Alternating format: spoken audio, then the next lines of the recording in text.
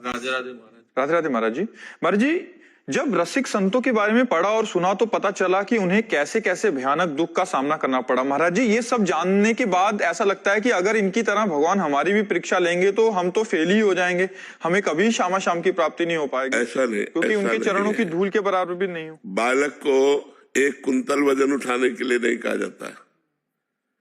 भगवान पहले क्षमता देते हैं, फिर दुख देते हैं। पहले क्षमता देते हैं, प्रतिपल उस कष्ट को सहा जा रहा है, जब तक जिएंगे तब तक सहा जा रहा है, जीना ही इसी से है। लेकिन मुझे कोई परेशानी नहीं, मैं एक आनंद में आनंदित हूं, मैं अपने विचारों में खूब तृप्त हूं, खूब संतुष्ट हूं, खूब प्रसन्न हूं। शरीर की कोई परवाह नहीं है। भगवान ने पहले शरीर से बेपरवाह किया और फिर शरीर का रोग दिया। अगर हम अभी अपने रोग में आ जाए तो हम सैया पे पड़े रहे, उठ के बैठने लायक ना रहे। ये भागवतिक क्षमता है, सांसारिक क्षमता नहीं है। शरीर बल से युक्त है।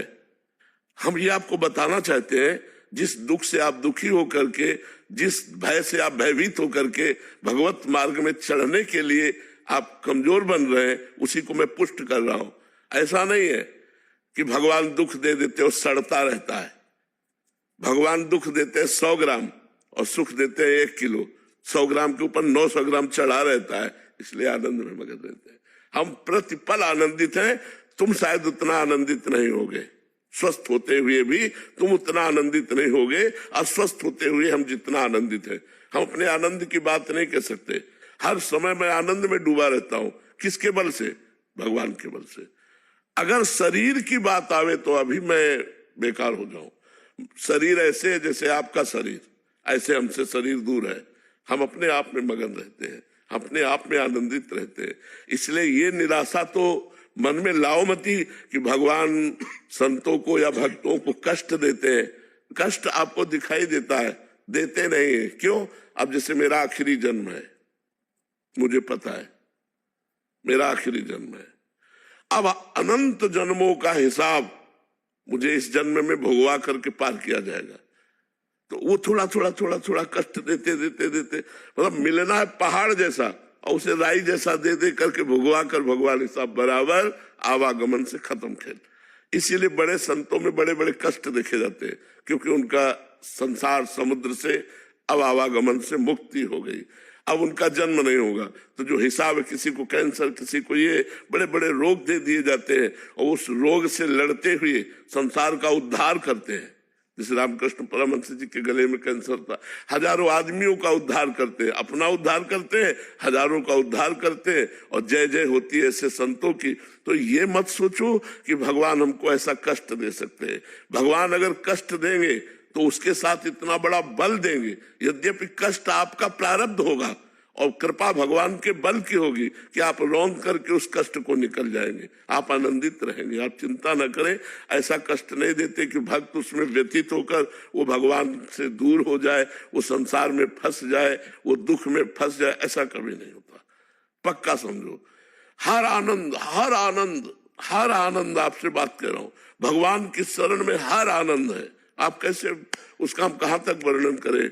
जो प्रतिपल दुलार कर रहे हैं, भगवान जिसको प्यार कर रहे हैं उसको कितना आनंद मिलता होगा। आपको भी प्यार कर रहे हैं, लेकिन आप भगवान के प्यार की तरफ न देखकर संसार के प्यार की तरफ देखते हैं, इसलिए आप हमारे भगवान के प्यार को नहीं देख पा रहे हैं। और जब मेरे तो गिरधर गोपाल दूसरों न कोई, तो सीधे भगवान पे दृष्टि होती है और फिर उनके प्यार का अनुभव होता है। तो आप ऐसा डरिए मत। विपुल शिंदे जी, नासिक से।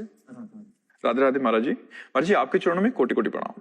महाराज जी, स्वरूप अनुसंधान प्राप्त होने के लिए क्या करें?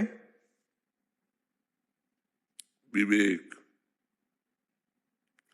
स्वरूपानुसंधान विवेक के द्वारा होता है, और वो विवेक सदगुरु संत का आश्रय लेने से होता है। बिन सत्संग विवेक न होई। बिना साधु संग के, बिना आत्मबोध प्राप्त महापुरुष के विवेक का जागरण नहीं होता। विवेक वही जो सत असत का निर्णय कर सके। सत ब्रह्म, असत माया। उमा कहूं मैं अनुभव अपना, सत हरि भजन जगत सब सपना। जब विवेक जागृत होगा तो जगत स्वाप्निक लगने लगेगा।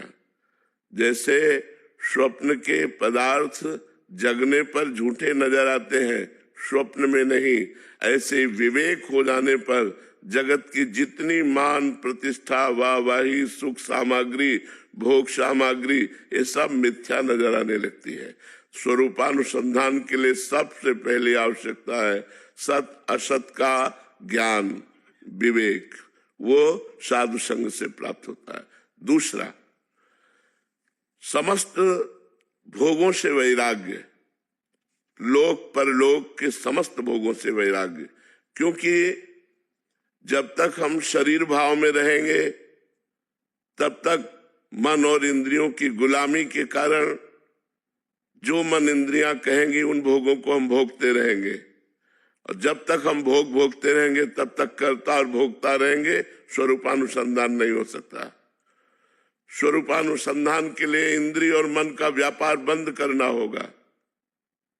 तपस्या और भजन के बल से विवेक के द्वारा जाने हुए सत्य में स्थित होना पड़ेगा और असत का त्याग करना पड़ेगा। इसे कहते हैं लोक और परलोक के